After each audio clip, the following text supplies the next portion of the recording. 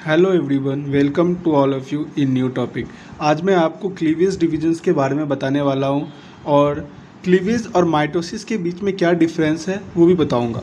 सबसे पहले आपने ह्यूमन रिप्रोडक्शंस के अंदर एक डिविजन्स का नाम सुना होगा जो कि एम्ब्रियोनिक डेवलपमेंट के टाइम आता है, उसको हम क्लीवेज डिविजन्स कहते हैं।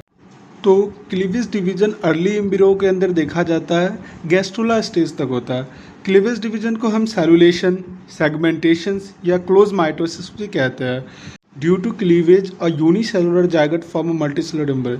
क्लीवेज डिवीजन के कारण एक यूनिसेलुलर जायगोट जो है मल्टीसेलुलर एम्ब्रियो का फॉर्मेशन करता है विदाउट चेंजिंग द साइज, बिना साइज में चेंज किए हुए। क्यों नहीं करता साइज में चेंज? उसका रीज़न ये है कि क्लीवेज डिवीजन के अंदर जो इंटरफेज स्टेज होता है उसमें 3 फेज आते हैं, G1, S और G2। लेकिन क्लीवेज के अंदर सिर्फ S फेज प्रेजेंट होता है, G1 और G2 फेज एब्सेंट होता है, जिससे न्यूक्लियस का साइज़ या सेल का साइज़ बढ़ता नहीं है। इसके कारण सेल का जो साइज़ है डिविजन्स के बाद भी क्लीवेज के अंदर सेम रह जाता है और साइज़ में कोई चेंज नहीं आता है। ये है रीज़न। माइटोसिस और क्लीवेज के बीच में जो सिग्निफिकेंट डिफरेंस है उसके बारे में बताने वाला हूँ। दोनों के बीच में क्या डिफरेंस आता है। माइटोसिस के अंदर जो डिवीजन से नया सेल बनता है उसको हम डॉटर सेल कहते हैं, लेकिन क्लीवेज के अंदर न्यू सेल को हम ब्लास्टोमियर कहते हैं।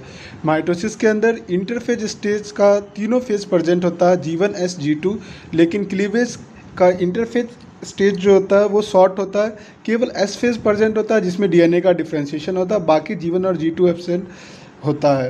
कैरियोप्लाज्मिक इंडेक्स जो माइटोसिस के अंदर कांस्टेंट रहता है, लेकिन क्लीवेज के अंदर कैरियोप्लाज्मिक इंडेक्स जो इंक्रीज करता है।